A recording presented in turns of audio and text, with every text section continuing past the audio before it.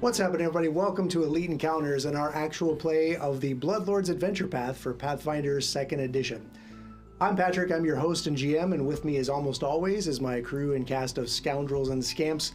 I have Jacob, Jenny, Joseph, Mike, and Bess at the table. And behind the screens over there, I have TJ, running all the lights and the cameras and the sound so you can see us out there in the internet world. Speaking of being in the internet world, I want to give a special welcome to the Elite, everyone out there that's supporting our content, whether you're doing that by following us on Twitch or subscribing to us on YouTube or financially supporting us on Patreon. All of that matters very much to us to keep us going as we plow our way through this adventure path. If you're new to the channel and you have not yet already followed or subscribed on those various platforms, please do so. That'll give you notifications when we go live with this role-playing game content.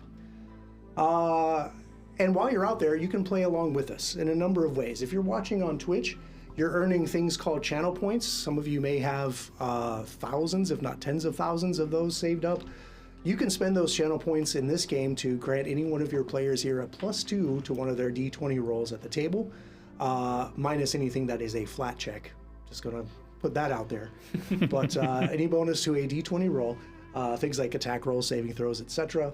Maybe those clutch deception rolls, whatever they need it for, you can give them that +2. +2 is a pretty big bonus in Pathfinder 2nd Edition, so I'm feeling that's pretty generous. You can also, as you are watching us on Twitch, you can give the channel bits. For 500 bits, you can grant any one of your players here an honorary skullbone. And starting tonight, because this is the start of Book 4, if you're going to do table skullbones, this is now a premium bits package, right? What do we agree on, Mike? 750, 1,000, what? 10 million? What do we say? I think we landed on 1,000 bits. I love it. To give a universally accepted, everyone has access to it. Yeah. So 500 bits to give any one of your players a skullbone, and 1,000 to give a table skullbone, because I'm getting sick and tired of you guys doing that for these players. I want to kill somebody. But it definitely is nice to have that flexible skull bone in the middle of the table so that you just never know. Somebody makes a critical fail out of the blue or something really bad's about to happen. It's good to have that flexibility with it. So yeah, but Jacob, what is a skull bone? What is a skull bone? Well, I'm glad you asked. That's a great question. What's a skull bone? Patrick, what's a skull bone? I'm glad that we're asking each other. Hey guys, what's a skull bone? What the hell is a skull bone? Jenny, what's a skull bone? What is a table skull bone? That's weird. The things that save my life 90% of the time. Okay, yes, that's a great segue. The skull bone is the token system we use here at Bloodlords to represent the hero point system in Pathfinder 2nd Edition. In Pathfinder 2e, you can use a hero point to re-roll a d20 roll that you don't like, even after knowing the results. So you can cash this in and try again and get stuck with the second roll, whatever it is. So, press your luck. You can also turn one of these in to force me to re-roll a roll against the player that they don't like. So if I crit on Mert and Jacob doesn't like that, he can cash his skull bone and make me re-roll that. Or if Ophelia is mad because I made a save, critically passed a save against one of her spells, she can make me re-roll. And that's massaging the rules a little bit, but I figure we can have some fun. And then the number one reason to use these things is to avoid death. So you can cash in all the skull bones you've earned up to that point in the session to make a heroic recovery and not die, which is, as Jenny pointed out, the number one reason these things get used. So let's make sure we have everybody get one to start the show. Oh yes, let's. Patrick, I will say that I appreciate we're playing rules as written, and also I appreciate you massaging the rules a little bit on this one specific thing, because Thank you. we would probably be playing something different by now. Yeah, and I know. it gives us the opportunity to explore these characters that I think we've all really lovingly crafted something special, and it's fun to be able to have that opportunity to explore it. Well, thanks. How many books are in I'll this? give you your $10 later. What's that? How many books are in this AP? How many books are in this adventure path? It is a great question, because in Pathfinder 1e, the adventure path was typically a 6-book series all the time, no matter what. With 2e, the adventure paths have taken on some different kind of formats, if you will. They have like super hardback books that have like a number of chapters in them that represent those things. You have 3-book adventure paths, like Quest for the Frozen Flame is the first one that comes to mind. Some 4-book ones. I mean, this one is 6 books. Okay, that's So this is going to take us all the way to level 20. should you survive. And yeah, speaking of, you guys did just wrap up book 3, which was called Field of Maidens, oddly enough. Surprise, surprise. And this one, I don't think it's a big giveaway, because you guys can like see this on the interwebs. We have no idea what it means either. But book 4 is called The Ghoul's Hunger. Whoa. All right, so there's That's fun. So we're dealing with some ghouls. Good Yeah, deal. this is by Leo Glass and James Jacobs. I'd say James Jacobs goes back to like the 3.5 days of D&D and writing for Paizo when they were a third-party publisher for D&D back in the day. So yeah, this has got some. I expect nothing but the best from a house name like that, for sure. Roots. So now is a point in the show where we usually do a segment called Actually, where we go over any rules we got wrong the last time, or maybe something that was missed. And honestly, through the playback of last episode, I didn't catch you guys cheating at all. So good job. So I don't really have anything to Actually. So yeah, interestingly enough, I think it took us 3 books, but we played a clean game. All right. But, Actually is also a fun segment for us. So let's see how we can manage to flub the rules this time. Yeah. And we'll have Actually next week. We'll give you plenty of stuff next week. Yeah, Here we go. I mean, I've been looking back through some of my old, openings and stuff, especially when I'm tracking the dates. And I'm like looking back, and there's Actuallys that take up like half of a page of like. I'm like, holy shit! I really don't know how to play this game. You don't want to revisit like counteract rules or stealth rules today. Okay. I'm not even sure why I'm the GM for this, but whatever. We're here, we're having fun, and we've made it this far. Yeah, right. So let's keep going. Let's go. Let's see what we can screw up next, and then we'll get to talk about it. Yeah, Great. yeah, it's a learning process for us all, which that's the part of the fun of these games. That and leveling up. Speaking of, you guys did level up. You guys, the characters at the table are now level 11, and quite frankly, I'm a little scared. But we'll see. We'll see what happens. Merton's I'm sure definitely juiced up from level 10 for sure. Great. I can't wait. I'm sure my monsters will be just as tough, if not tougher, as we get into these higher levels, but we'll see. I could be wrong. As your abilities get more and more powerful and your spells get more and more world-breaking, this is going to be a lot of fun. This is, I think, when, this is when it gets really crazy and the rubber hits the road in these games. And I want to say that in other editions, this is like when it starts getting no fun for me. But I really can't wait to see how it plays out in this edition. Not to start any edition wars out there. I feel like I know exactly what you're saying. So at this level, either you've min-maxed your character to the point where nothing can touch you. Yeah. And you're sitting at a table with someone who has one of those characters, and if you didn't do that, it's no fun anymore. Yeah, because the disparity starts to do this. Yeah, starts to go and like if this. you have a couple guys that are up here that are untouchable, and then the GM's like, well, I gotta like challenge them, and then the other guy who's over here who just like, he's just picking stuff because it looks cool, he gets mushed like every session.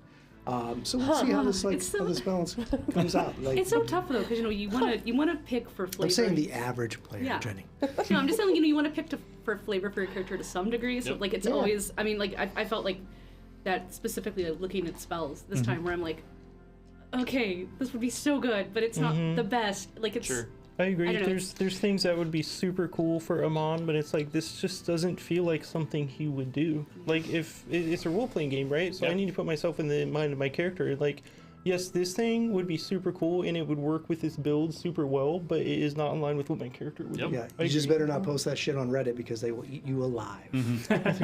But yes, no, that is to me the best build. Is the build that tells your character story and the story that you want to see open up at the table.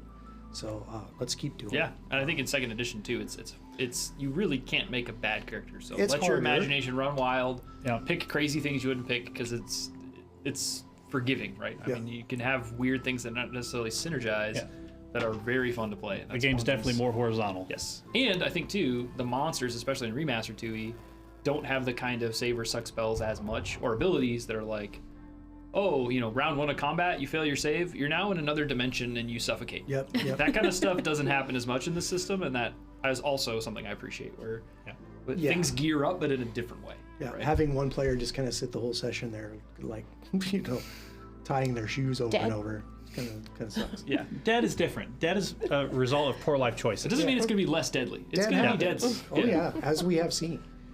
But I think that the idea that the disparity between the characters, like you said, that starts to creep outward and upward, and and the monsters either can't do a thing, or you have to like bring in something that's over sauce. You're gonna for wreck those. everybody. Yeah.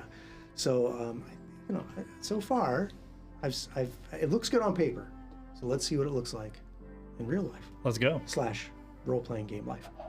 So, but first, let's have a quick recap of what happened at the end of Book 3. You guys are on the trail of Iron Tavia, a hag that was involved in the poisoning plot that had international implications for the nation of Geb, a nation of undead people, if you're not aware of that yet.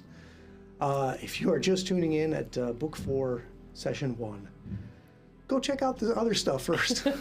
Like, you don't want to jump in a show in Season 4, right?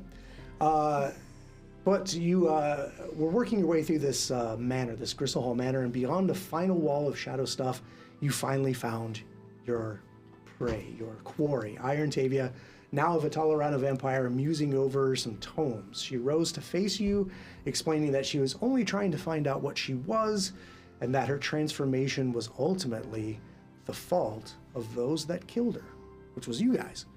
So that drove her into a rage, and she attacked you. And the battle raged on, and it was pretty intense for a while there.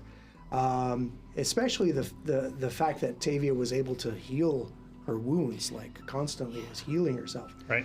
And then fed on Mert's memories and healed herself that way as well. Guess But we'll you never were know. finally able to outpace her attacks, and she finally succumbed to her wounds once and for all. And you poked and prodded at her corpse for quite some time to make sure, that nothing was going to like come alive, and there wasn't like, what did you say, the tower was like the cranium of the House of Doom or whatever. Yeah. Yeah, because you guys have some PTSD, I think, from your early experiences in a cottage that came to life. Yes. It She's happens. not coming back second time. I think we finally got her this Well, time. we'll see what happens at Book 6. Oh, man. Somehow Iron Tavia returned again. If probably was going to happen. I don't know, maybe.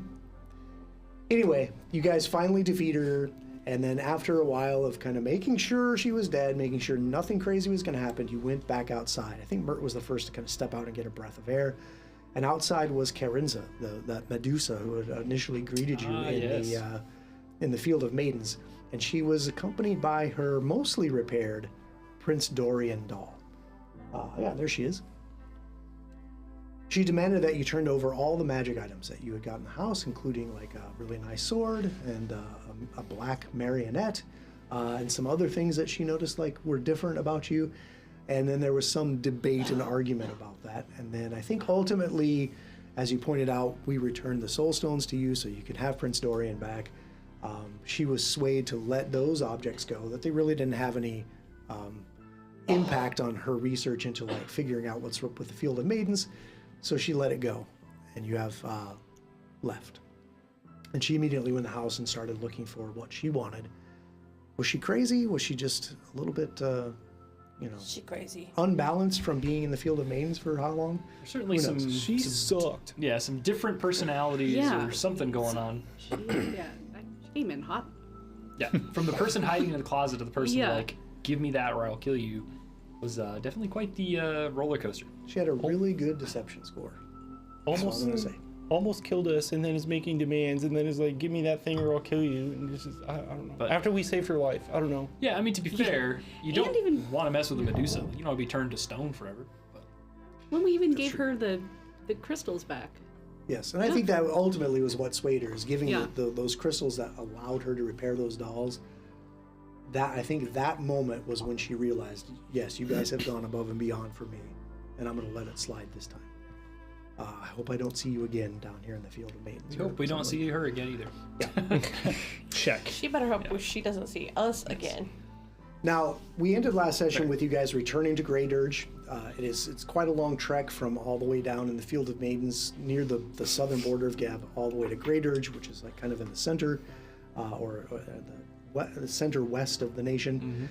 But when we pick up Book 4, we're going to fast forward a little bit of when that takes place, because you were told at the end of book 3, you were given a magical message in your mind, along with Seldig, who was there with you, that you have been summoned to stand before King Geb, and that you must be in Mekatar on the day of the next new moon. And you guys know that the day of the next new moon is going to be the 8th of Rova, 4722. Now, we talked about you getting back to Grey Dirge, making that journey and getting that message. But right now, I think I'm going to rewind the tape a little bit, and let's talk about what happened on those days from the Field of Maidens, from Gristlehall, all the way back through the Undermarket, the town of Thornhearth, all of those little places that you touched in Southern Geb, through the Axon Woods, all the way back home. It's about 14, 15 days journey, give or take. So was there anything that happened with you guys on that journey home? I think that kind of that first evening riding out from the manor, kind of working our way across probably like the northern part of the Field of Maidens, and kind of back towards the Axon Woods. I think there's a couple things I kind of want to chat about different people about. So maybe on that horse ride, I kind of want to pull up beside Lysander and just kind of like ask him again about, he used to kind of toss the bones down to like read fortune, and I recently gave you that metal nail from Tavia. And I'm kind of like curious, like, I never really got a straight answer from you why you're collecting these. What's that all about? So, Mert, do you believe in fate? I'm beginning to. Do you believe your story is crafted before you? Or do you believe that you make your own choices? I would say that I believe that there are grander things at work that I may not understand, but I also believe that my future is what I forged into. I think that we're free to make our own decisions and play a part in that grander scheme or not. You see, every piece that I add to my little bag here tells a different story. Certainly. And when I throw those bones onto a table or onto the floor or onto the dirt, it lets a little bit of my story kind of bleed into everyone else's story. Because, you see, I've collected the fingers of just about every notable creature that we've destroyed. And they're all in the bag. So it's a totem of our group in a way. It is, and I think one day before too long, somebody's these are going to be important to somebody, or were important to somebody, and the fact that we have them will tell a very loud tale. Interesting. Yes, it certainly provides some provenance to our adventures, for sure. And I suppose I still haven't thought like a bloodlord, so I certainly respect you thinking in advance that these things, these relics, these pieces of our story may be of great value and importance long after our stories are over. I guess the question I'll leave you with, Mert, is if I read your fortune, or if I read your palm, or I read your aura, and I told you that I saw in your future that you would be taken down by an arrow. Sure. Wouldn't that impact you? Certainly would. Okay. Well, we'll certainly, I'll try to remember and help me remember as we run into noteworthy foes that we scratch another mark in the story and collect these relics to tell that story. Like I said, it's going to be something that one day we'll cash those in. Certainly. In the face of somebody, and they'll have to listen to us. Yes. Yeah, the words in my journals and ledgers our only words, I suppose, at the end of the day. Some people like to read. Some people want to see the fruits of our adventuring. True. Interesting. Yeah, so I think, I'll kind of pull my horse back and kind of maybe go back to the rear guard of our kind of traveling line to kind of ponder that. And then when we make camp for that evening and are kind of setting up, kind of want to kind of move up to Amon once we're kind of all settled and kind of, enjoying a little bit of rest after a long ride, kind of ask you a different kind of question. So, Amon, when we were fighting that massive fossil creature, something changed in your countenance. I saw something I haven't seen in a while that I'm concerned about. You're usually so even-tempered, so even-keeled, unlike me in combat and in emergencies, I suppose. And something changed in that moment. I saw terror, maybe hesitation. I want to make sure that that's not something we're going to have to be concerned about as we face bigger, darker, more brutal foes. You saw something similar in the underwater temple. You asked me a similar question after we saw the flesh golems. I remember, yeah. When you asked me that, I wasn't ready to tell you, but maybe I'm ready to tell you now. Please, I'm listening. Well, you were all there when I was arrested at the banquet that night for the treasonous act of worshiping Pharasma. But you don't know why. At a young age, when I was a child, as a quick in growing up in Grey Dirge, I remember hearing about the ovens in Grey Dirge and how they got their name from the quick families that were allowed to move into those homes, only for the mayor to change his mind and burn them alive. And that resentment over time just grew to hatred. The way that the quick and Geb were just treated as servants, as less than. As an adult, when I got into the Carter's Consortium, I heard murmurings of way back when a Phrasman sect that was operating in secret and was eventually found and wiped out. And even though they were all killed, this sentiment remained. Over time, I found myself sympathizing with that sentiment. And I sought them out. And that was when I assumed the role of Zareth Duskborn, which is who you knew me as when we met. Yes. I worked in the Carter's Consortium as Zareth Duskborn. Not to be a loud rebellion, but just quiet in the background, sand in the cogs. A missing shipment here, maybe a delayed shipment there, maybe sprinkle in some misinformation. Then after we met, eventually I was found out and arrested that night at the banquet. Berlin took me back to her reanimator's lair, and my body was destroyed and brought back.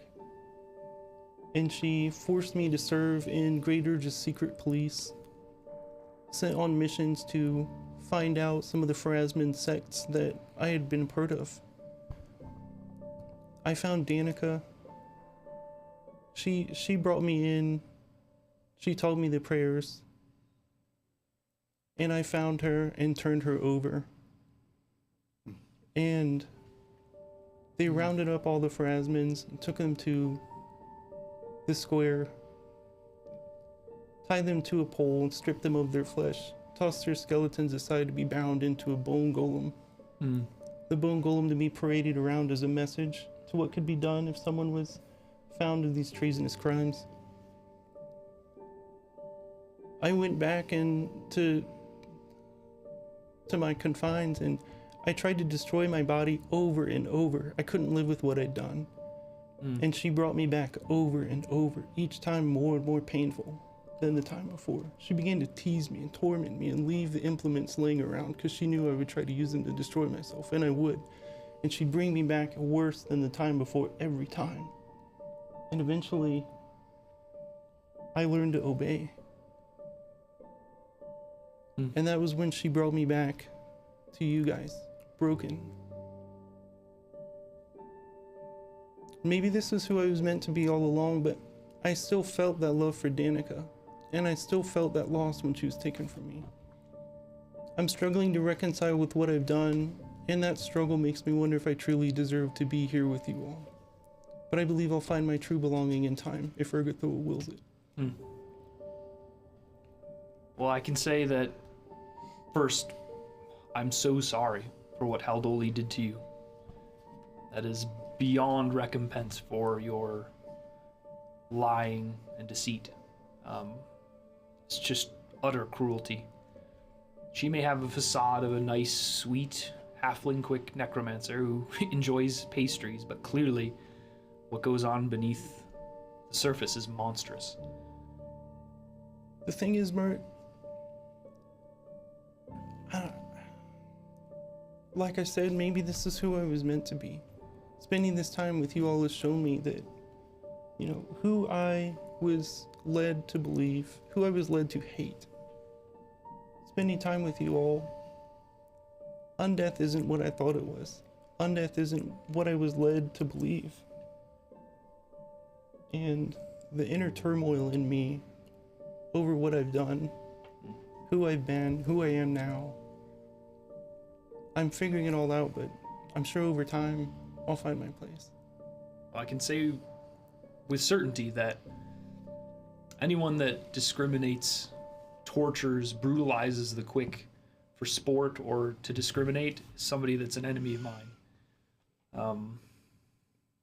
And I'll also say you're not alone in hating your undeath, but learning to accept it. When I was unable to pass on and awoke in the meat market of Grey Dirge, I didn't know why I was bound there, why I was stuck, why I couldn't pass on to the Boneyard. But I finally was able to break free, and I still don't understand all of my living life. And I never will, probably now that Tavia got to at least some corner of my mind I was trying to still unlock.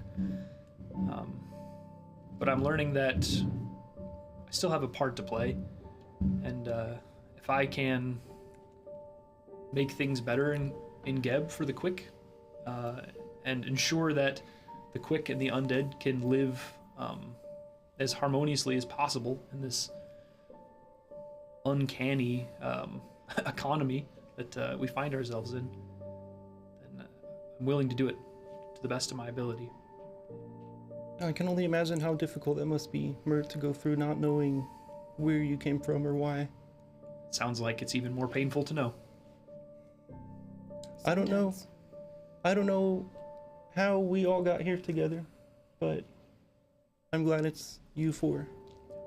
Lysander certainly taught me that some of that truth is worth withholding. It's better to press forward than look back. And in the meantime, we've got a meeting with King Gib. We do indeed. So the road continues on, northward and westward, through the Undermarket, through the small hamlet of Thornhearth. Many of its people gone. The hamlet's even more empty now than it was when you first arrived here. And through the Axon Woods. Is there anything else that anybody is... I think as we're traveling through, I think Lysander just kind of pulls up along Alara while we're traveling. Just kind of in her head, I'll just... Can you slow down for a minute? And we just kind of put some distance between us and everyone else that's traveling. And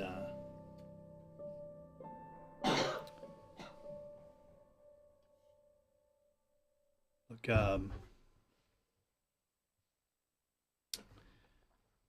don't know where this Bloodlord thing is taking us. And I'm not sure that the story ends favorably for all of us. I don't know what choices lie ahead of us, and I don't know if the choices that we've made behind us have already doomed us to where we're heading.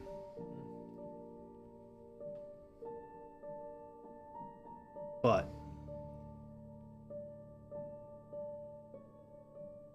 I think I trust your judgment even more than my own. And that's strange for me to say.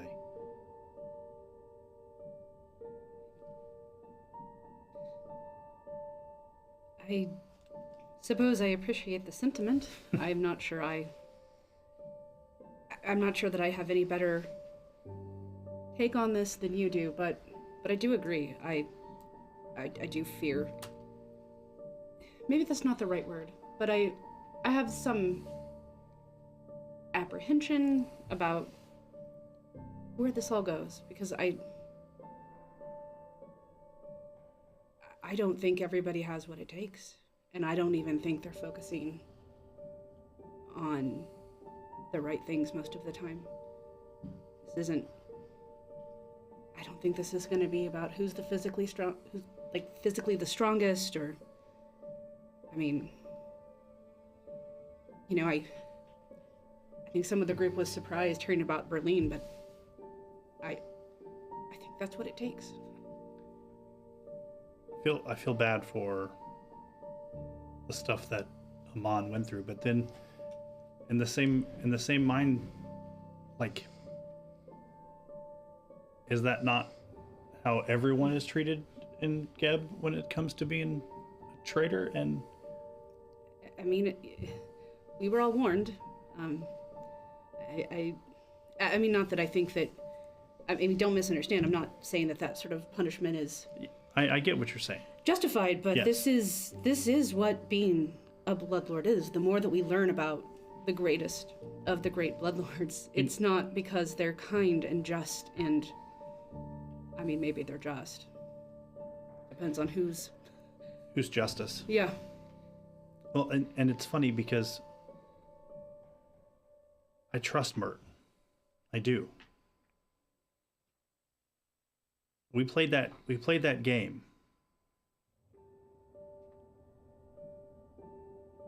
And it was interesting to me when we played the game that we used each other as resources in order to defeat the army of the Bloodlord that we played against. And by using each other as resources, I mean, I lost almost all of my men in that battle, but we were successful. And maybe that's an example of just how transactional this all has to be. I am sure that, well, I mean, as we've seen with the Bloodlords that are, you know, currently at the top, their ability to efficiently collaborate with those around them, and, you know, that's a huge piece for them. And again, that's some of the things that I fear, is just who's willing to make the hard choices. Yeah, because it's one thing when you're playing a game, and sure, you know, you see that example, and you're playing a game, and the stakes are only so high, but who in the group could make that kind of decision to do the hard thing? You know, I think before Amon spoke to us a few hours, days back, whenever that was, I probably would have bet that he would have. I don't know that I see that anymore. Yeah, I obviously her techniques are very effective, but at the moment that he said that maybe this was who he was meant to be, I don't know, it made me maybe a little sad. I mean, obviously it's a sad tale, but I mean, just not for those reasons, just the idea that do we need some sort of trial by fire to be who we're supposed to be, or is it just something we tell ourselves after something terrible happens to make it sound justified? You're not wrong. You're not wrong. I wonder where this story takes us. There's definitely some places that I don't want to go.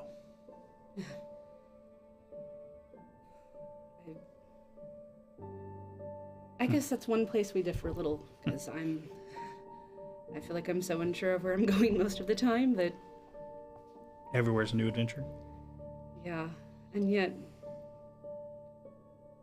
somehow new, and yet somehow old and exhausting at the same time. Yeah. Well, I'm sure that we'll figure it out one way or another. Or we won't, and they're both an ending. That's true. Hey, thanks for talking. And I'll just kind of Anytime. Pick the speed of my horse back up as we travel through by Thornhearth. You may even spend the night here. There's plenty of open huts, and you have some familiarity with some of the folks here. Yeah. They welcome you for the liberation of sorts Sure. you gave them, even though it means a drastic change in their life. But yeah, then the road continues on. Is there anything else anyone wanted to bring up before we arrive in Grey Dirge? I think just as Grey Dirge is on the horizon, as we can see the city. Sure. I think Lysander will kind of pull up his horse next to Amon.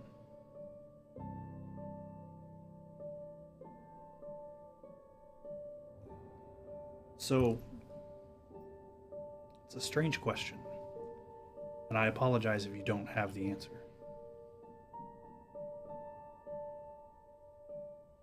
Maybe it's two questions, but you said that you were sent to destroy the undead, and that now that you are in your unlife, that things are different, or you see things differently. What did you see before you knew the truth? I was taught to believe that undead saw the quick as subservient, less than just scum in the way, and that we were just mistreated all the time, seen as second-rate citizens in Geb, our important contributions being overlooked. Can I ask you a question? A follow-up? Of course. You said you were taught that. Yes. What did you see? As I've spent time with you, with this group, I've seen... When you were ostracizing the undead, what did you see? I saw what I was looking for. I appreciate your honesty. I saw the mistreatment. I saw how the undead even looked at the quick. Did you see it because you were told to see it? Was it maybe manufactured? Or were you positioned maybe to see the things that you wanted to see in instances where it was forced to exist, maybe? I think I'm still figuring things out and learning who I am. But I do think you're on the right track, Lysander. That I was taught to believe something, and I was looking for that, so I saw it. And I think that I'm learning through my undeath, spending time with you all, that maybe things aren't as I thought they were.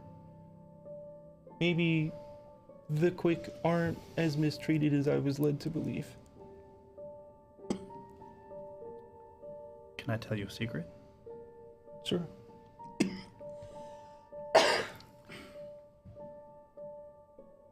I've spent my whole life before I left to go on this adventure being taught to see what's great. And you know the funny thing about that is? And he kind of like pulls his horse like right next to Amon's horse, and he leans over. Even though I've been taught to see it, it's not me.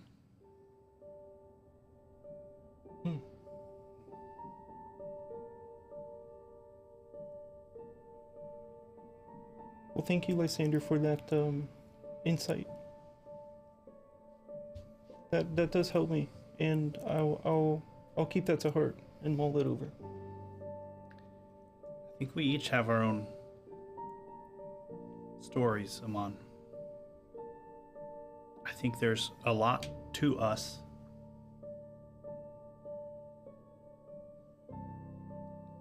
That I don't think we even know yet.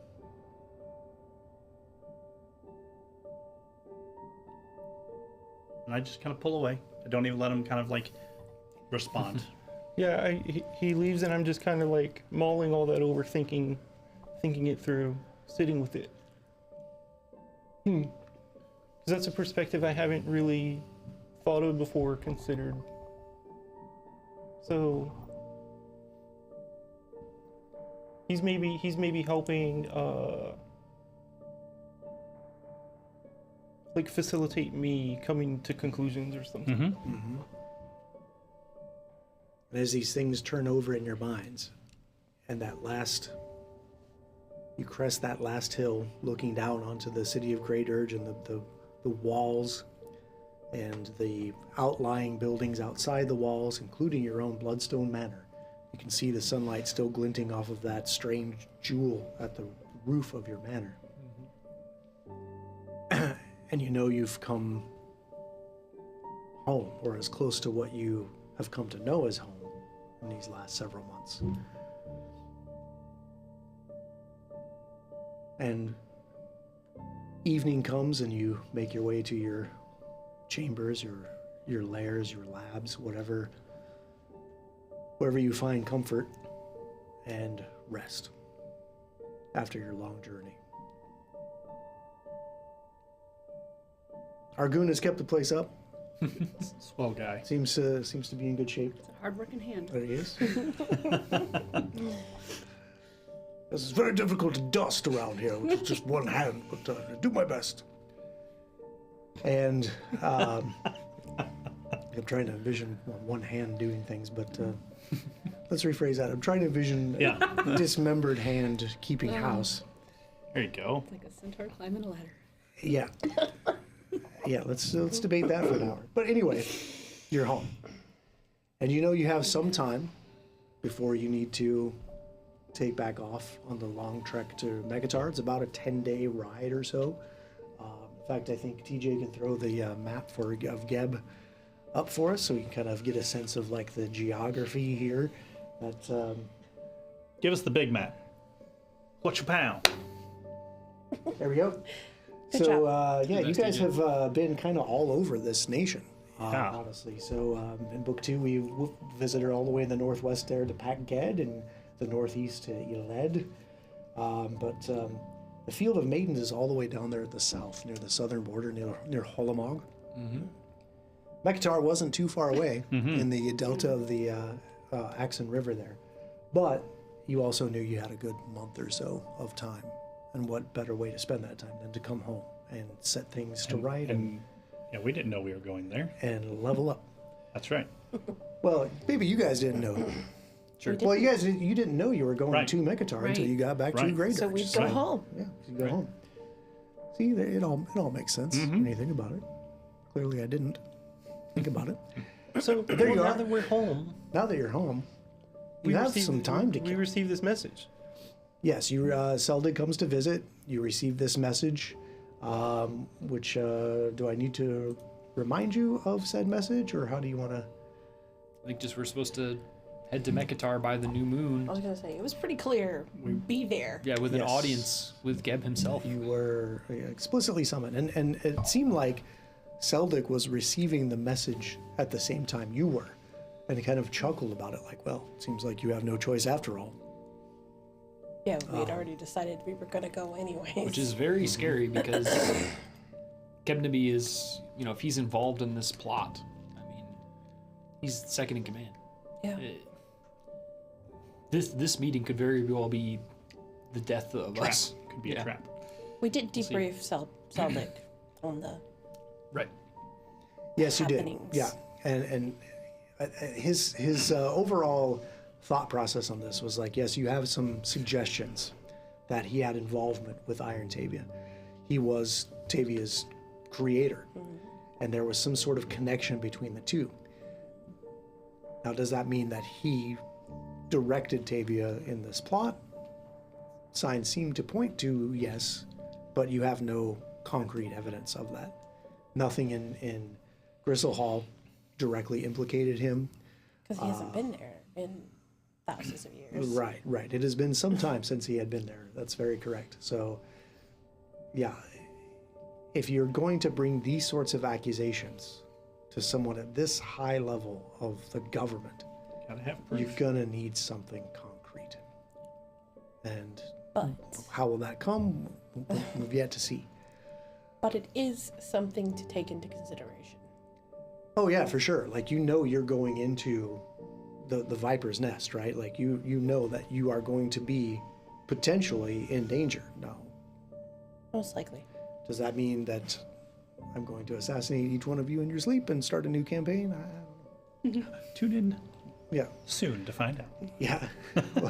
Let's turn to page 6 of book 4 He said, to the assassination. Is He what this says- chapter's called. and the sun quickly goes down. Prepare your players to create new characters. Yeah. Because the second half of the adventure path, plot twist, it's all new characters. No, they would never do that. It's That'd be terrible. so sad. I mean, it could be. Be rude. And I don't think a lot of players would buy that adventure path once they got wind of the hook. It's right? like the forced loss in the video game, where you like run into the big bad and he just beats you and you can't beat him no matter what. Yeah. That would make me so mad in a game like this. Yep. Like, well, it was fun to get to level 11. Great You job, like guys. making a new You're level dead. 11 character that you have no idea how to play. Right. Oh boy. No, thank you. No, that is thankfully not what happens here. Play a live cleric. Screw you guys.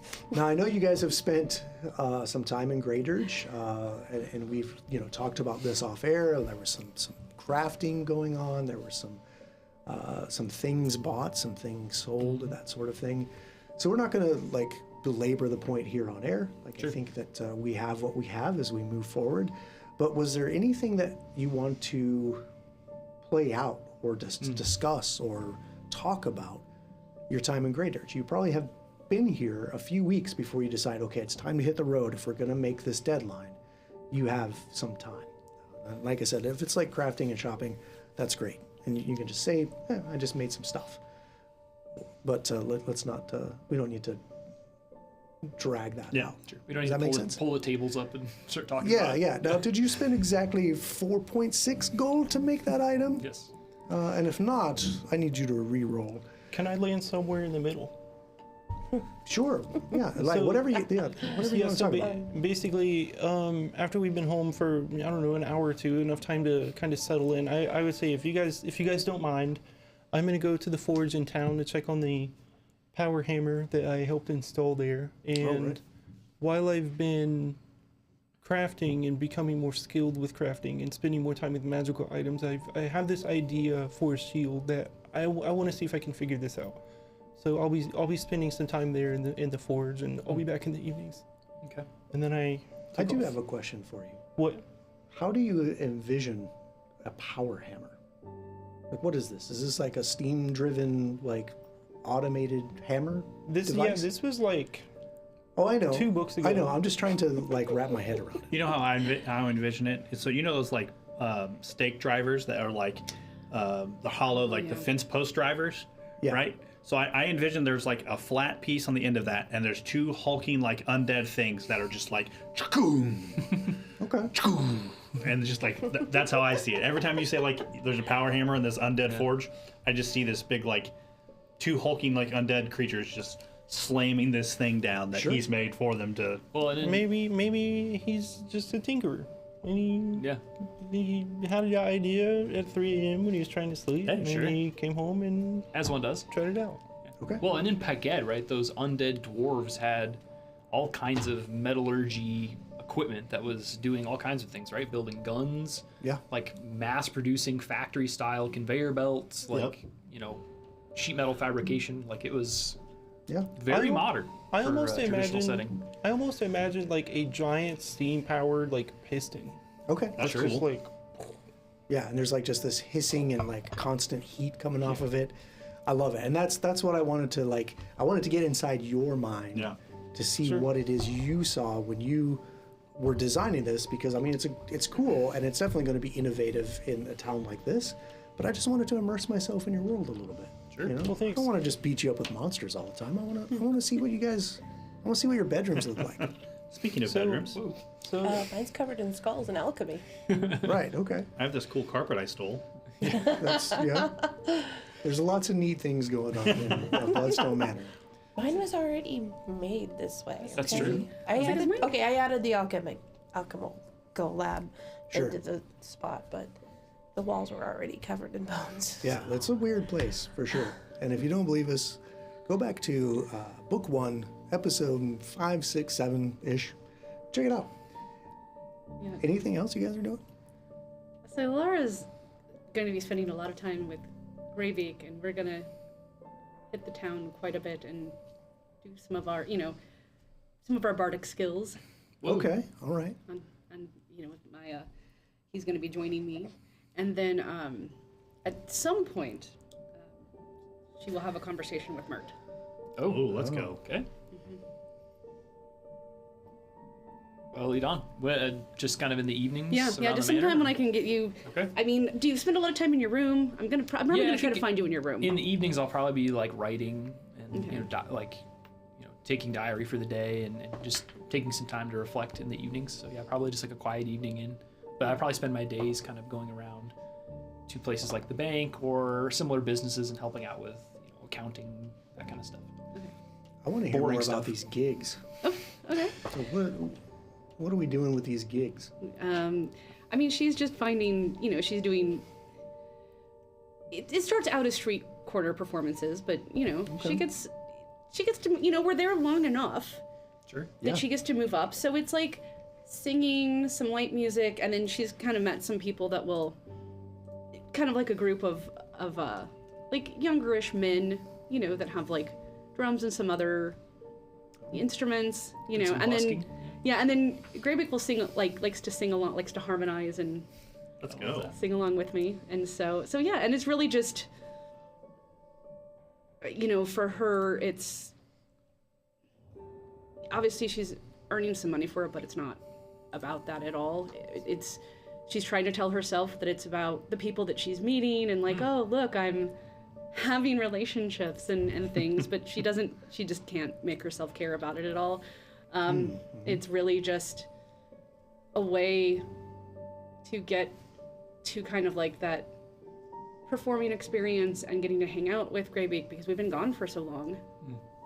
And so, I care as much about the fact that seems to be really making Greybeak happy as it is even myself, because I'm not sure what I feel from the experience. But like I said, we're kind of like moving up, so it's like you get in one of those like open mic at the tavern nights, and then Let's go.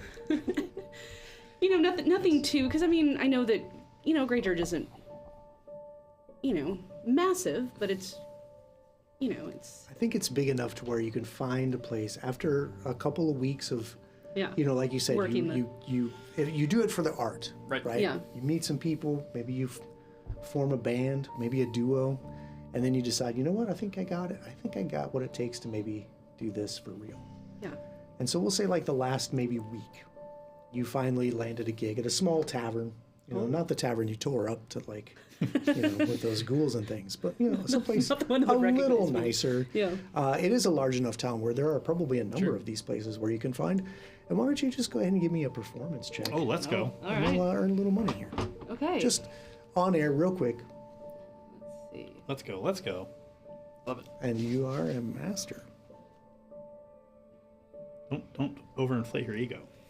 Oh, okay. Yeah, we'll see how the gig goes first. Yeah. So with my It's opening night. We're all there. Opening nights, right? 32. Okay, so with a 32, one of your roadies does not show up. No, I'm kidding. It's actually Don't make me actually schlep quite this good. shit myself. She walks in the room, everyone's like, boom! yeah. Like I don't have my guitar. Right? Yeah, so we'll say over the course of a week, you earn about 30 gold. Oh, pretty cool. Okay. Nice. Okay, so I know we said we'd do that off air, but I thought that was fun to That was- yeah, just super good. talk about some rolls and make a little Yeah, lean in a cash little. money. Okay, so anything else that anybody is doing specifically? I know you said you wanted to talk, so maybe after one of these Yeah. gigs where things went really well, maybe your bandmates are in their cups a little bit, and Sure. you've had a late night. Maybe I'm Yeah. helping you pack stuff up to head back to the manor. Oh and yeah. Yeah. So do you not like what you are? I used to hate it, but I'm learning to accept it, I suppose.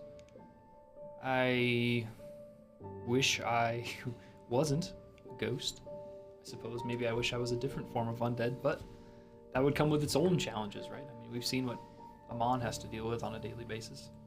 Yeah.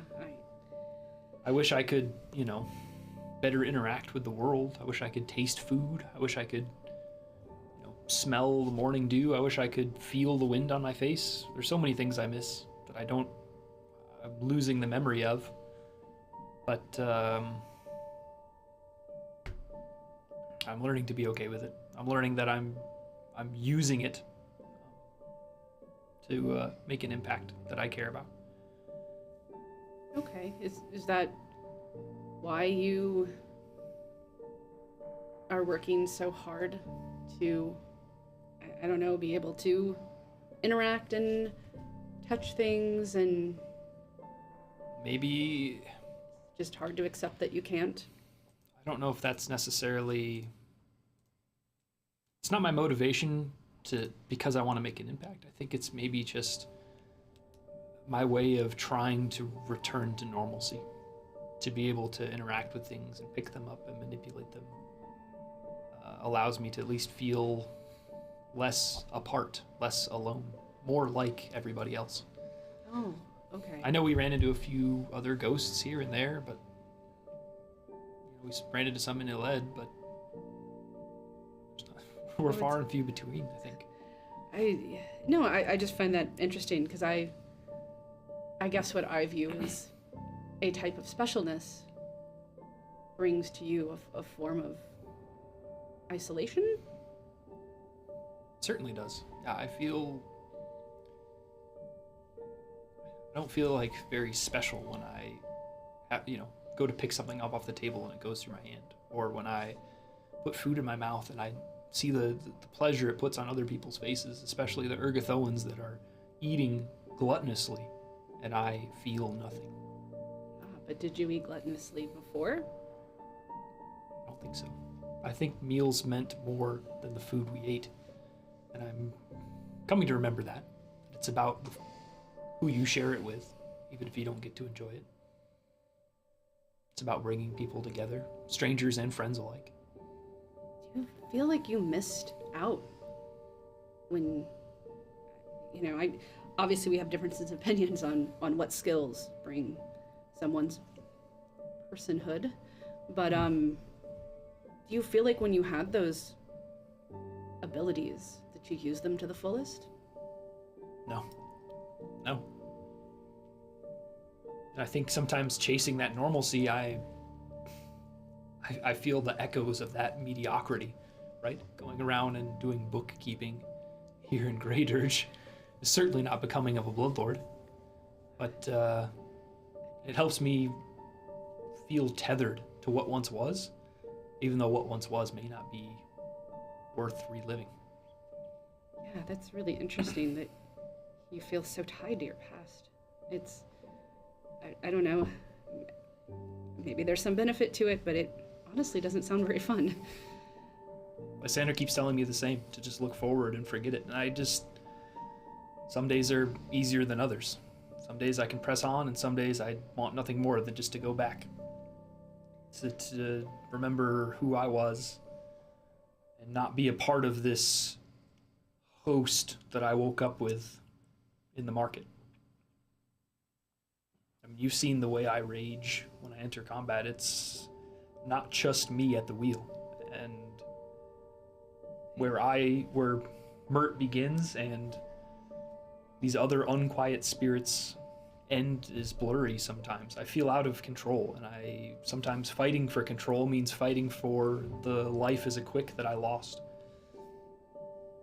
And yeah, sometimes it looks silly when I'm going and counting coins as, now a renowned warrior. But what can I say? It's my struggle. I've actually wanted to ask about the rage thing, because I don't know, when we were first put together as a group, or however we ended up together, I still don't even fully understand that. But I looked at what you had as such an asset, because I'm certainly someone who, will always be looking for that safe bet.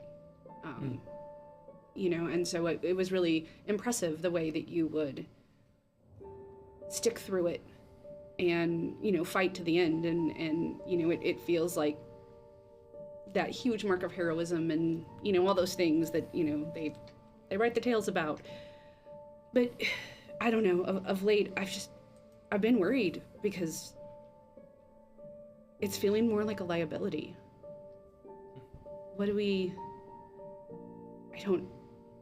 I know we had that moment where all of my instincts were saying that we needed to retreat. And I realized, I know it's always been the case, but I realized, especially in that moment, that there would be no stopping you. Well, I can understand you being worried that it's a risk to lose me. And I certainly don't want to be a martyr for a cause that you're not interested in. But I think also this is a value I'm not going to bend on. I think that out of combat, I'm learning more and more how deeply I can impact the lives of the quick, the wronged in Geb. And when I enter combat, not only am I fighting for that ideal, I am that. I am the wronged of Geb that have been tossed aside and left, their remains left in piles and heaps and forgotten about. I can feel them and I can hear them. But if you're not in control, how is it your value? I think you underestimate the power of all of those who have lost their lives here. When I tap into that source, it's something that I feel stronger and stronger every time. But then, isn't there any merit ever to live to fight another day? No. Is it truly that every battle is best to be fought to the death? I mean, maybe that is your values. Died, haven't I? But Or I don't know. I just hope you live at some point. I feel as though I've lost everything I could lose in my living life. I have little to lose. But I'm willing to game it for those that have yet died.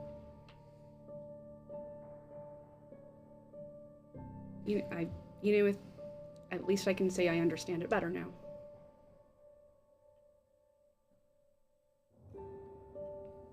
Whew. Goodness. Man, so this last hour, I've just been sitting here on and off getting misty-eyed. Yeah. Everyone's stories. Like, and I've known pieces of this, like, obviously as the GM and things, but to, like, hear it come out and to see you guys learn this about each other is just, I mean, that's one of the great things about, well, that's why we're here. So I'm going to do something a little weird for the 730 Skullbone, and I'm going to give one to everybody. Ooh, super cool. Because, I mean, just Okay. good stuff. And I, you know, don't get used to it. Don't think that just some nice role play make Pat cry a little bit. Get some Skullbones. I'm being exceptionally nice tonight, but that's all about to change. See, that just makes me more worried about what's coming next. Right. So right now, just everybody has two. I don't think I have enough bones to go around. But we can call it like a table Skullbone, and everyone can tap it once. Sure. Okay. I do have one thing. Yeah, let's go. Yeah, please. So at some point, I'll find my way to wherever Lysander is sitting. Depending on when it is during the time that we're there, if it's not like right before we leave, No. he spends probably 90% of the time in his room. Probably one of the 10% that you're not in your room. Maybe in your lab or something. If you It's go probably there. probably just him eating with everybody if you're gonna catch him Okay. in that kind of environment. Like, That's fine. Maybe Are you as excited Argoon to go is- home? Hmm? Are you excited to go home? I'm not going. I meant to Mekatar. I know what you meant. What do you mean you're not going? I'm not going. To Mekatar? Absolutely not. Wait, let me just roll some dice here. What? You know that's where I'm from, right? Yes. Hence the... Are you excited to be going home? Not at all.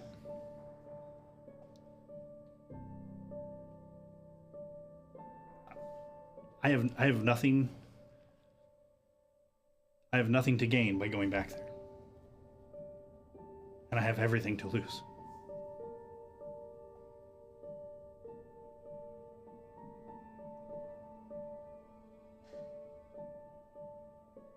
I'm not particularly excited to go home either, so I can understand that.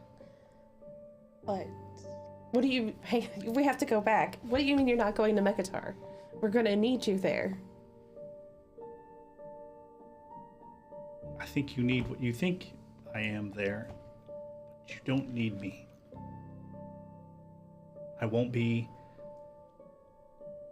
an asset to you there, I promise.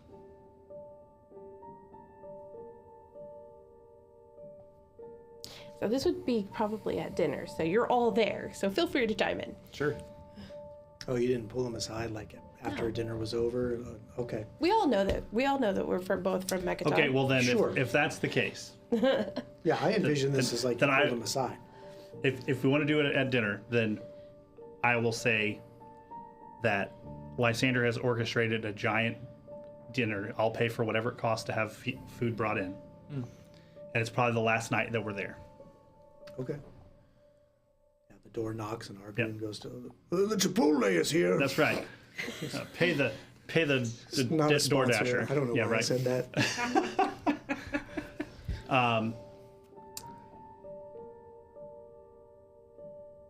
So Lysander opens a little book, and in the book he has taken note on things that you guys have eaten along the journey, things that when we've eaten with Haldoli, stuff that you have like gravitated towards. So he has brought all of that stuff to dinner for the last night that we're there. And as we're sitting there, Lysander will sit kind of at the middle of the table, facing out into the courtyard area. And at first, he is pretty quiet, just kind of keeping to himself, eating kind of whatever it is that's on the table. And then you'll see him kind of catch eyes at Mert and just kind of watch whatever Mert is doing. And I will, like, kind of reach my hand out like this to Mert. And, like, he'll go to, like, fist bump him, and I will cast a spell when our hands touch. Ooh. And okay. Mert, you will feel this cold effect, like, from your fist just run through your body. And then whatever you have in your hand, Lysander will pick up, and then I'll take a bite of whatever that is. Interesting. As I take a bite of whatever that is, whatever I am tasting, you begin to taste in your mouth. Yeah, it's probably like young pigeon, like squab or something like that. I saw Haldoli had that once, and I was super excited about it. Maybe it was Stitch Skulls had it, and I was really excited about that. So I've get like this rich, buttery, and he waits for you to like eat. So you'll take a bite out of whatever it is, and he'll kind of, like he's done before, he'll watch you and just kind of eat the same time that you eat. But as I taste whatever that thing is, you get whatever that taste is. Yeah, I'm like just like rocked back. Like I kind of, when we do that, kind of like, maybe silently just like give you a look. And I just smile. Yeah. And then, go back to eating. And when I get that taste, something that I haven't had for years, countless years, as far as I can remember back, just like, you just see me just start crying. Like, what? Like, just totally rocked. Like, what's happening? And I do look back at you, like, kind of almost like slack-jawed, but still chewing, like, and swallow it down. Yep. And I'll do the same thing. Probably feel that warmth run down my throat into my stomach, and just like in awe. You just see me say it, just like in almost like a breathless, like, thank you. Take the bread. Yeah. And I'll just continue to, like, maybe tear off a piece of bread, put some butter on it. Kind of, I'll be watching you. We'll work through it together. I'll take a bite and I'll feel that like texture and that crunch.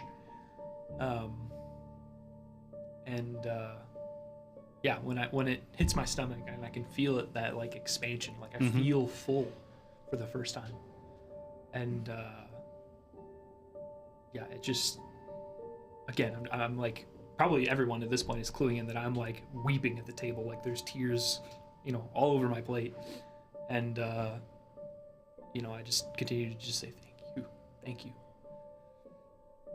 And maybe after dinner, once it's subsided, I'll come to you and we'll have a more thorough discussion to say what was that. Yeah, we'll get to after dinner because apparently we're having a knockdown drag out at dinner. Yes. So. Let's get back to fighting because I'm starting to cry again. So. More skull bones. So. No. She asked about if I'm excited to go home, and my responses to even with everyone at the table are exactly the same. I can't go. What do you mean you can't go? We need you, Lysander. If anyone can be a bloodlord, it's you in this group. I've said as much before. The funny thing about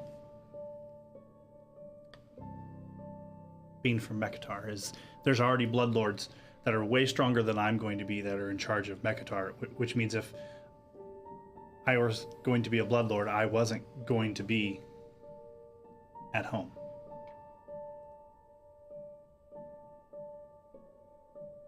What's happened in Mekatar that you don't want to go back? My family is there. Like I said, I have nothing to gain by going there, and I have literally everything to lose. If it's your family you're afraid of, we don't need to see them. We don't need to. They'll find me. Well, how can we stop that? Well, you definitely have everything to lose because you were summoned by the king. Yeah, I was like, this isn't. If you don't come, he'll see it as an affront. See, this is...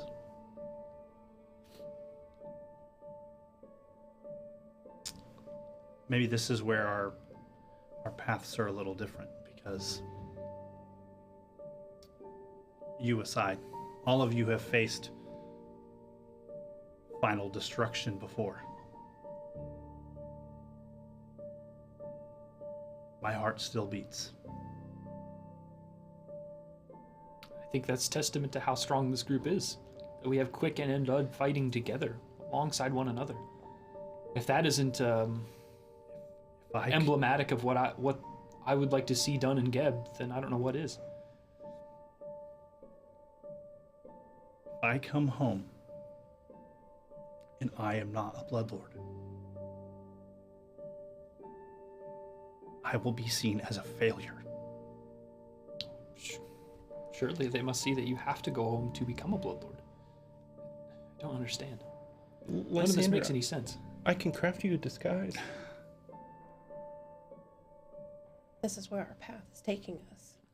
To become. Where then will you go? What will you do? You don't know my mother. You surely don't know my father.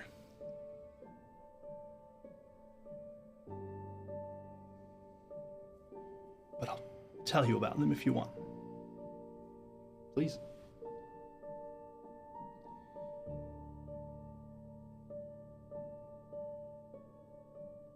But you have to promise me that you won't look at me any different when you know the truth.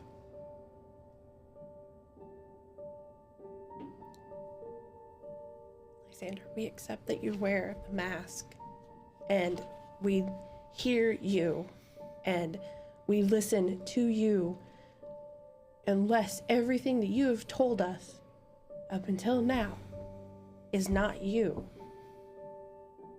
And even then, we're still capable. He gets up and leaves from the table. Okay, fine. I think I kind of look at everybody else at the table. It's like, if anyone has taught me that our past does not define us, it's him. What is he so afraid of? Him? What about Amon? Yes, yeah. We're all testaments to... We can choose a new direction and choose to do something different. What I was getting at is we would still accept him. No offense. Obviously. Yes. I mean, if we'll take him on, we'll take anybody, right? So we've overcome that though. Okay, I'm gonna follow Lysander out.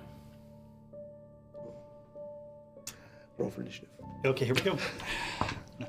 Okay. Okay, so she storms off after Lysander. Great. You guys are left at the table, so we'll kind of cut to their conversation. In that luxurious bedroom you've selected indeed. for yourself in that far corner of the mansion. So you come in and Show me. the bed is there. It looks like he's not slept in it the entire time that we've been there. And you'll see Remington is sitting against the wall, and Lysander is like curled up in his arms, and Lysander and Remington is just kind of like holding him. Show me. Take the mask off. I can't. You can. I can't. I can take it off for you. And I'll kill you.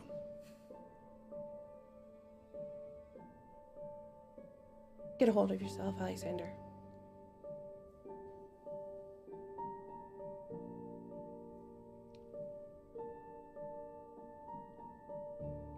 You sound like my mom. Because I was probably raised by somebody just like her. You have no idea. You don't know my mother either. I don't need to know your mother. I had mine. Congratulations. Get out of my room. Get up. Get out of my room. Get up. If you don't, it won't stop.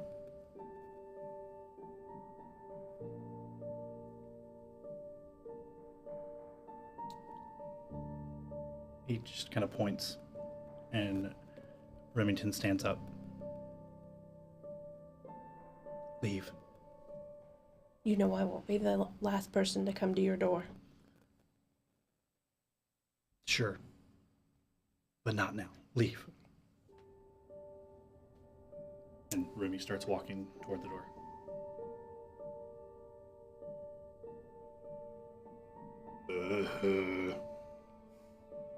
The door slams shut on Ophelia. Lysander's clearly not in the mood to talk anymore. I think the dinner party has come to a unceremonious end, I suppose, as you go off to your rooms to get ready for the journey tomorrow to make it to Megatar on time for your meeting. The next morning comes. Who's up and at 'em and ready to hit the road, and who isn't? I think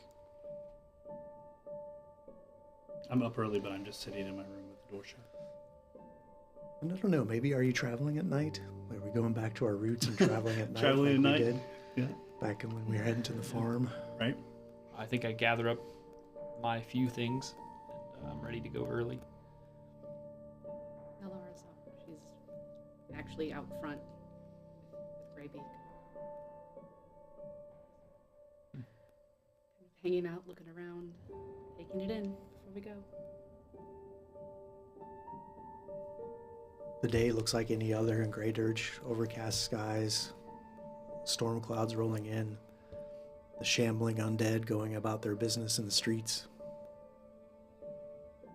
Will you come back here? Will you see this home again? Maybe not for a long time. So we have Mert, Lara's out. I'm always up. You're ready to roll? Always. Walking cauldron is clanking along behind you. Clunk, clunk, clunk, clunk, clunk, clunk. Very cool. You'll need it for the road. Where's Amon?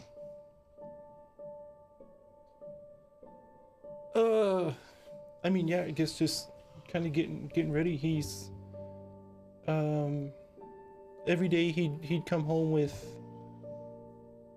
you know, smelling like the forge and maybe a bundle of tools. He just kind of dumps like a backpack after a day of school, just dumps, and then goes and spends the evenings down in the catacombs underneath the manor. And yeah, eventually one day, a few days before we leave, you'll see him come home with just this very nice, very finely crafted shield. It's a good deal bigger than the one I had before.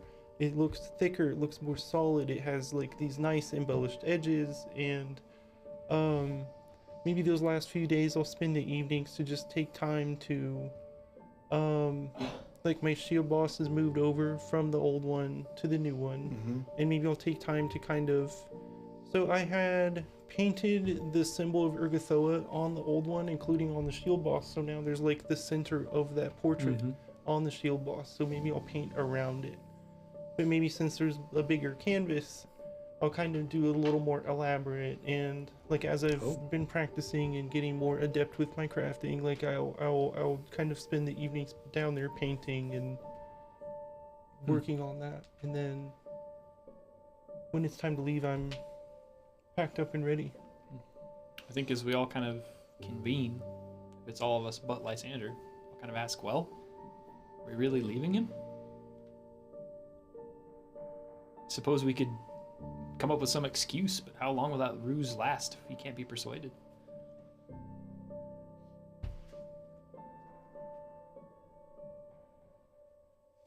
He seemed pretty adamant. I don't understand what's the alternative. Like, I don't understand what he's going to do. I mean, if we're in this to become bloodlords, how does he expect to become a bloodlord? I don't know what we'll tell the king. He's He's not ready to tell us, that's all I know. Maybe we'll hear from him. We'll see. He does have the ability to send us messages. Well, if he's done, then he's done. Maybe we'll have to go see that family of his, maybe to learn what's really going on. Either way, we can't be late, if nothing else. And I'll kind of like, sling my saddlebag up and climb up onto my horse, start working down the lane. Yeah, I just kind of do the same. Yeah, Alara's just gonna briefly run inside and just kind of not gonna say anything, just gonna stand in front of his door, Lysander's door, for a moment, and she has Greybeak with her, and he's kind of talking away, and so I don't know if Lysander can hear that or not, but I'm not going to say anything. I'm just going to stand there for a few minutes, and then, if I don't get a response, leave. In your head, you'll hear, what do you think they're going to do when they hate me?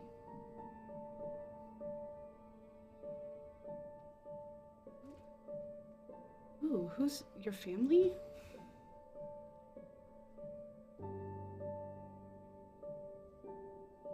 No. Mert, Amon, Ophelia, maybe even you. I cannot fathom anything that you've done that would make us hate you. I mean,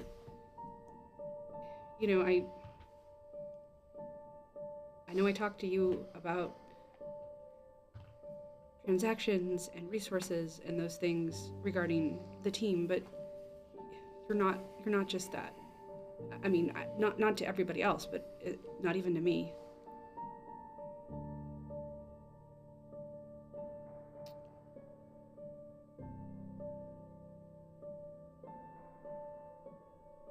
I'm not the chosen one. I never was.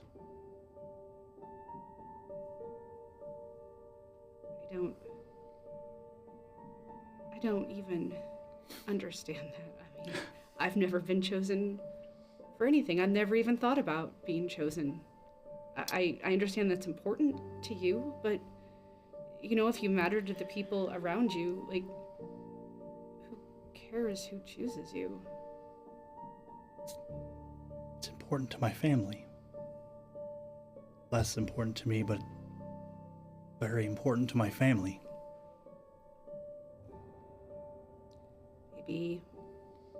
Maybe you and your family don't have the same goals anymore. And that's okay. I mean, my family and I certainly didn't let that stop me.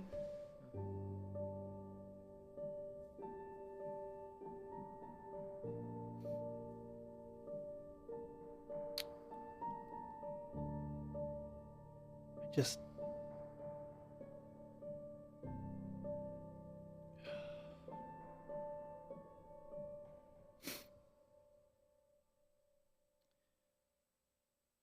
I've lied to you from the very beginning. The rest of us all telling the truth? I mean, from things that we say or things that we don't?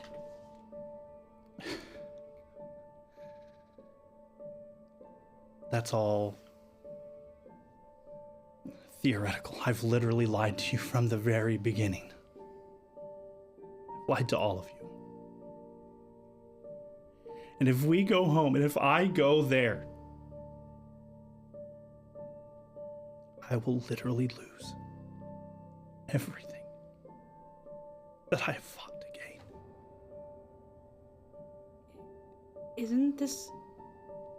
Is your goal to become a Bloodlord or not? Is that what you're fighting for, or is it something else? I don't have my own goals. an agenda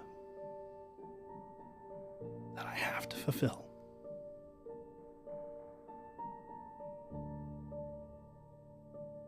Is that to be a bloodlord?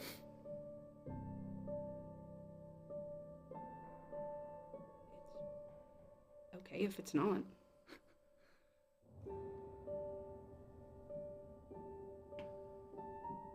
It is.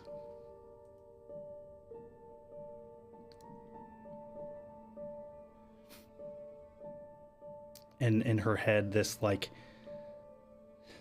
you know how you're like when you're mocking your mother, like you kind of do that like well, you know, kind of voice. He says,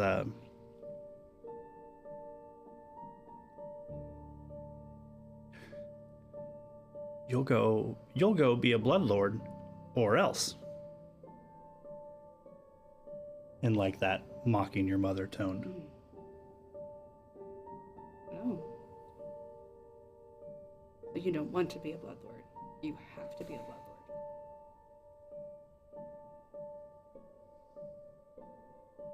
I have to be. And this is where the shit happens, because I have to be, which means I have to go. Yeah, you do. Which means there's no coming back if you ignore this from the king. There's no coming back if I go, Alora. Don't know that. I mean,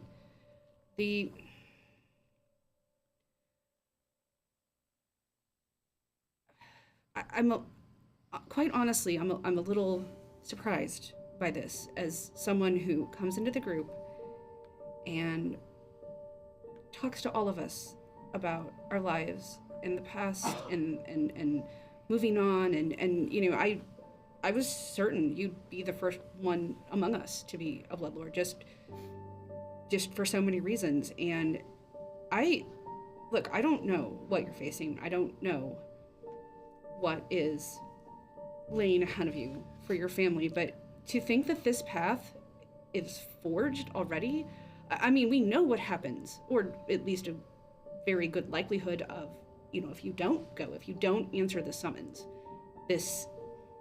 that would be extremely difficult to come back from. But you don't know. You just don't really know what this path will lead to.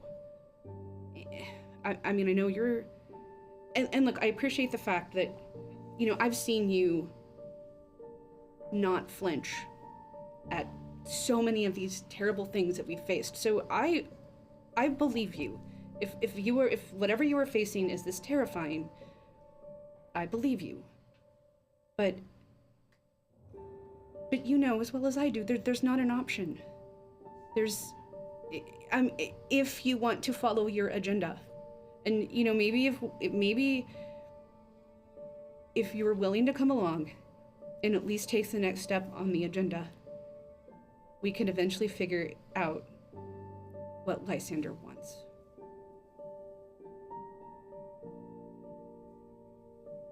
You hear the lock on his door, and the door opens. Inside, you'll see probably 20 or 30 like salt circles on the floor.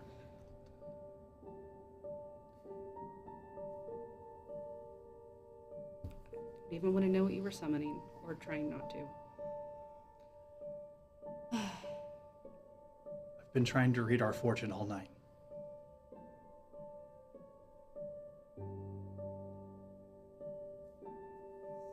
So by trying, you didn't get an answer? Every time I cast these bones into those circles,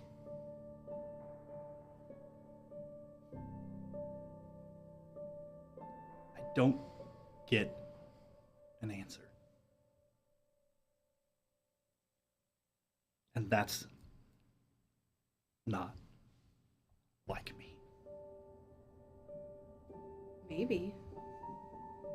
I mean, maybe that in itself is a sign to you that for once you get to make your own fortune. I don't even believe in that.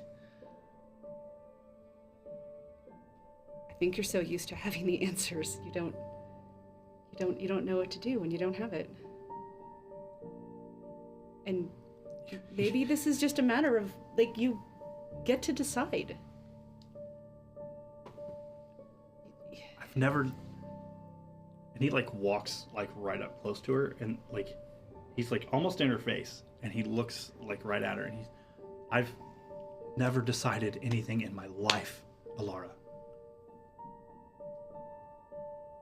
Everything I have done has been ordained before me. Well, guess what? You have a chance to decide right now. And choosing not to go is not a decision like you think it is. It's just avoiding. You were literally being handed then the first chance in your life to say, I'm doing this. And you don't have to do it for that agenda. Do it because the group needs you.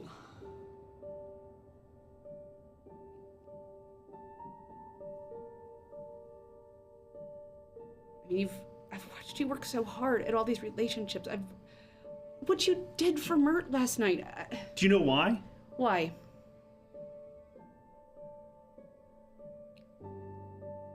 I'm hoping that when the rubber meets the road, when the shit hits the fan, that you all won't kill me on sight. I've made all of these concessions about why I'm tied to you, why I do the things I do for you, why I keep you alive, why my spells reflect the better part of who I am, which is really just you. Because at the end of the day, when I pull the fucking rug out from all of you, because it's gonna happen,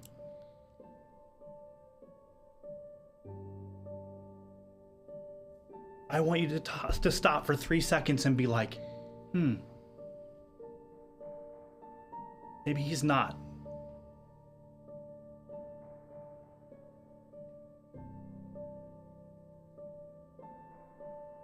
Artist takes a big deep breath.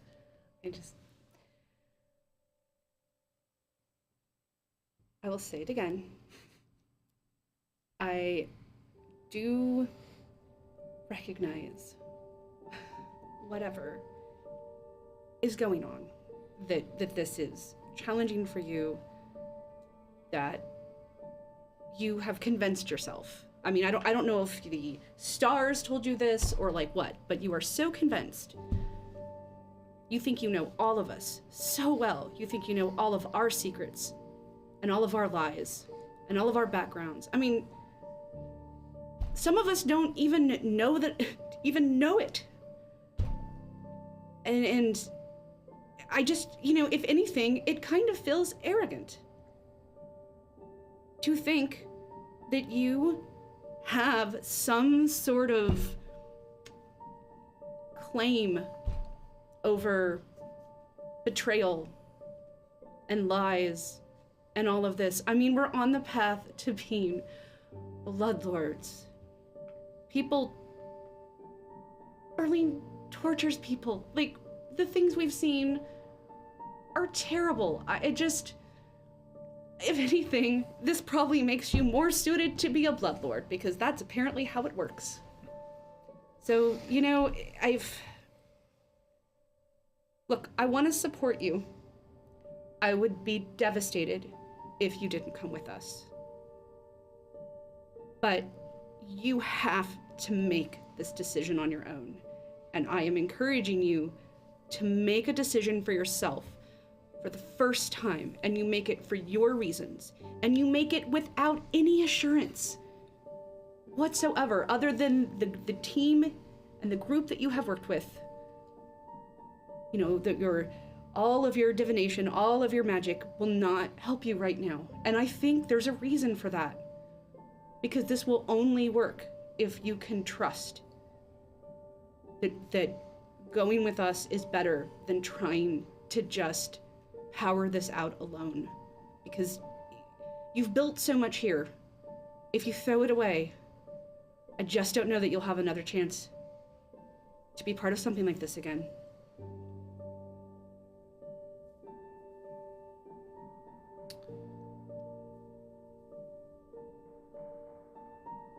He reaches into a bag and he pulls out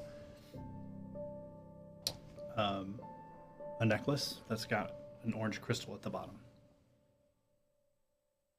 And he hands it to Alara. Well, I'll hold it for 10 minutes so you can incorporate it. So 10 minutes of awkward silence. Yeah. Well, no, not 10 minutes of awkward silence.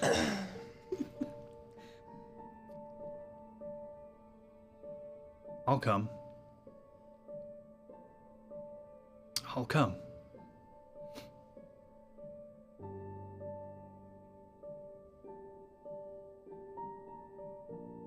But you have to promise me something.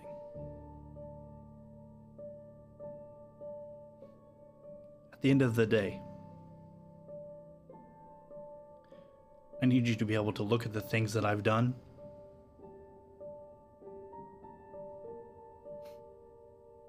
while I've been with you as who I want to be.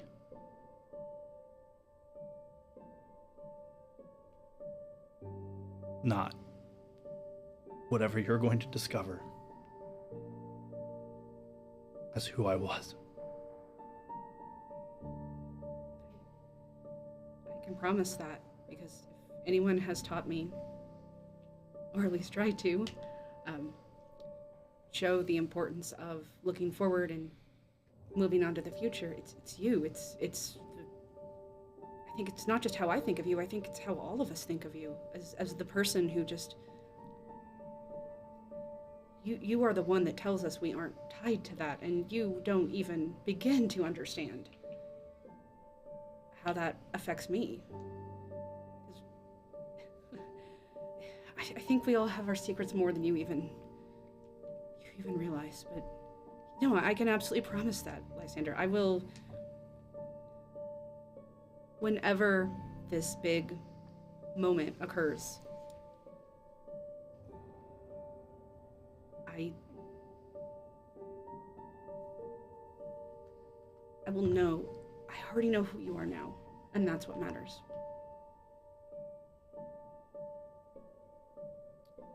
And then after the 10 minutes of the conversation, he hands her this necklace. It's just it's mundane necklace, but it matches the color of the crystal of the lantern that he made. Sure. 10 minutes of standing out on the road. Do you think she's getting through to him, or?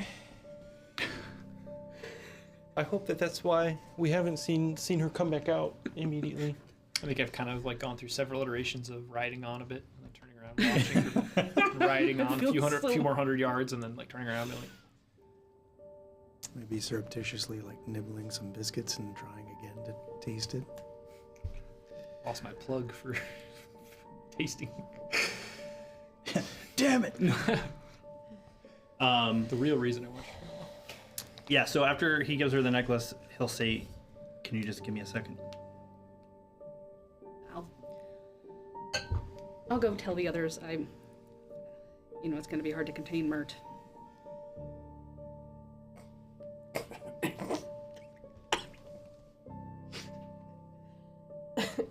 So I will, Greybeak and I will head out.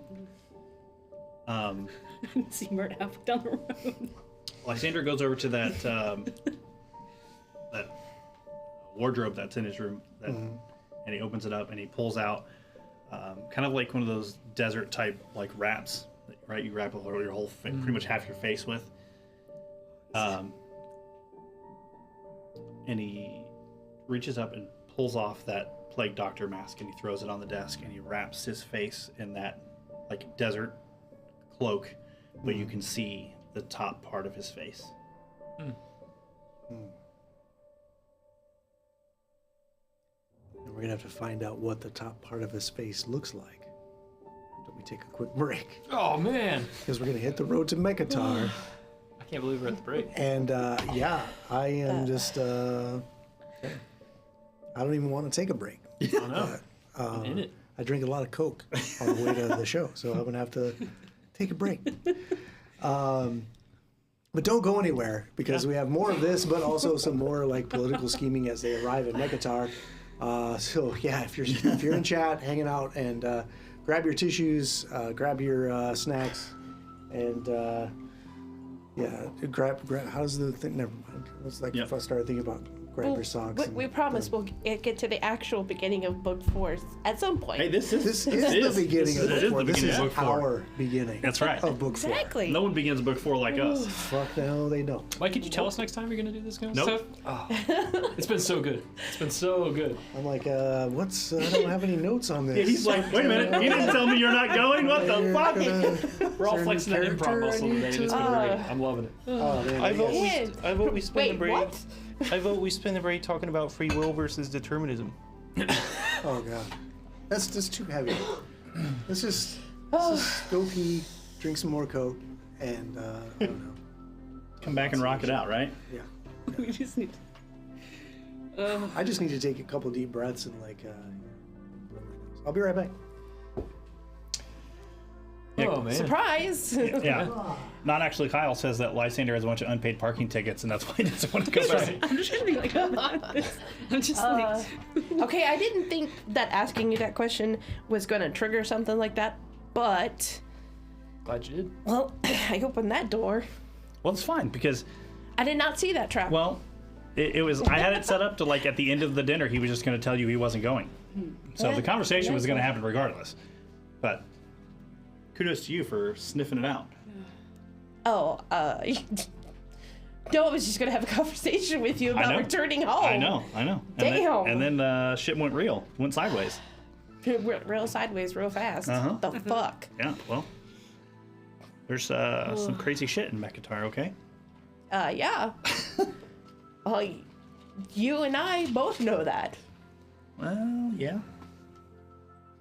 Interesting. I just want you to know.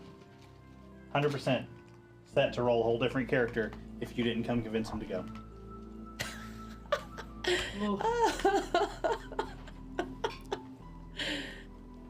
All hinged on you. Jeez. And Alara's like, man, I'm tired of his shit. I have to say to like, just get in the car, you know? It's like, No, that was put my your approach. shoes on, get in the car. That was my approach. Suck it up, motherfucker. Come on, let's go. He was gonna do a whole new character sheet if Alara hadn't come to talk to him. We did not know anything about this. No. This was not planned. I was like, oh, it's a new book. I hope we get to roleplay a little tonight. Oh, surprise! Here we go. Gonna convince Lysander to get off his ass and go home because he needs to be a bloodlord. Oh, this is like I'm Or gonna. does he? This is one of those like stare at a wall for the next 4 hours. No, good stuff though. I'm just like, holy crap! I just can't imagine like how I'm. Yeah. That's yeah. What?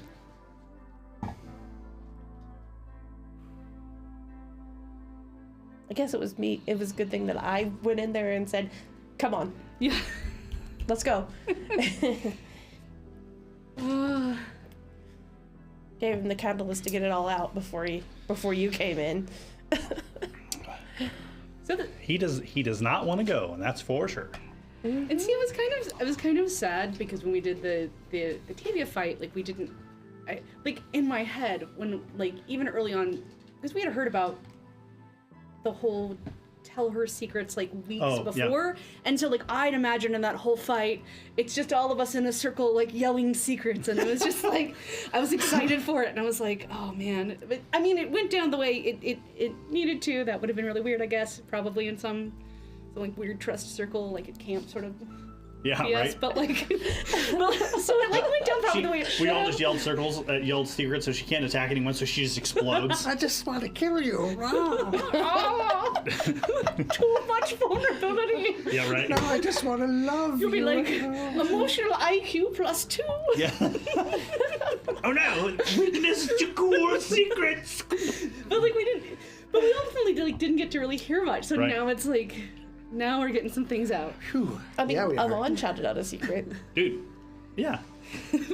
Yeah, he did. And he Patrick said- mentioned that, like, why didn't that work? And, kind of actually, but not really actually. But and we said this in session, was like, when she was created, her memories, like, she got pieces of her creator, but her creator got pieces Of her. There was like this exchange of information. That's why the So it had to be things she vampires didn't underneath know. Undermarket like knew things that they shouldn't know, because they have this weird connection to her, and that's why they were scrawling Okay. things on the wall about the Field of Maidens. Right. They don't, they'd never been to Field of Maidens or whatever, but they're connected to her, and in the same way, she was connected to her creator, which we know is Kemnabi. So, yeah, that particular secret maybe wasn't That so much secret- of a secret, It was okay. right? So just because we didn't know it didn't mean that she didn't know it. yeah, because obviously Berlin and her machinations of creating Amon have probably bragged about this. To like, look what I've done. Look at this piece I'm moving on the board that I made. Mm-hmm. I do love learning how just awful the bloodlords are too. Like that's interesting. This is not a happy place. No, I mean, and it makes sense. I mean, it would, I think in your head when you're starting something like an adventure, you imagine that like, oh, it's gonna be like this truth justice sort of thing, and then you're like, oh no, they're just terrible. But makes more sense in the. Yeah, and it's an interesting exercise that kind of touches on like Haman wanted to have like or Joseph, I should say, wanted to have this kind of moral discussion of predetermination, etc. But when you go on these role-playing games and you want to do like, you want to be the good guy and do the good things and save the town, everyone loves you, those adventures are fun, and we've been doing those since 1977 or whatever D&D came out, right? So some of these and I'm sure other companies do this as well. There are a number of games that explore like these darker sides of these moral dilemmas. Vampire the Masquerade comes to mind, is a huge one. But Paizo, I think, does a good job of taking the classic fantasy RPG, the chassis of Dungeons and Dragons, which, let's be honest, that's what it is, and building on it and taking these stories and like, okay, now what if our heroes are not necessarily heroes?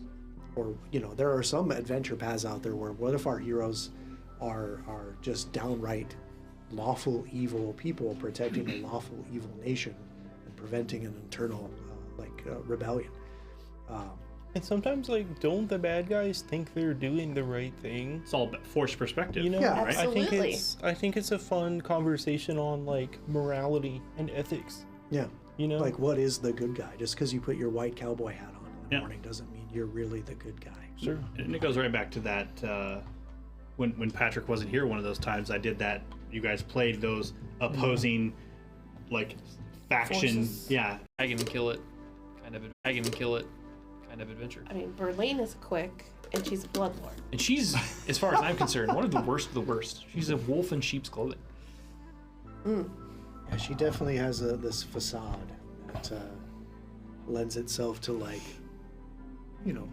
opening up or being vulnerable, because she's almost like a grandma. Yeah. But she's definitely not. Not actually, Kyle said, I swear if Lysander isn't at the table when we load back in. And we're back, and we have 4 players. Mike's sitting there with the big. Right? Lysander actually stopped the stream to make his getaway. Switching to my backup character. Be right back. BRB. We're trying. Yeah. Yeah. I guess. Yeah, I think that Mert would definitely see, now he's like that, he's got more perspective, would see Berlin as it's kind of disingenuous, right? To like play as this person just to get what you need. And she's a fake bitch. Yeah. Yeah. I guess I don't know. I think we're back. I'm like, well, okay. I guess it's good about a terrible character. Maybe not.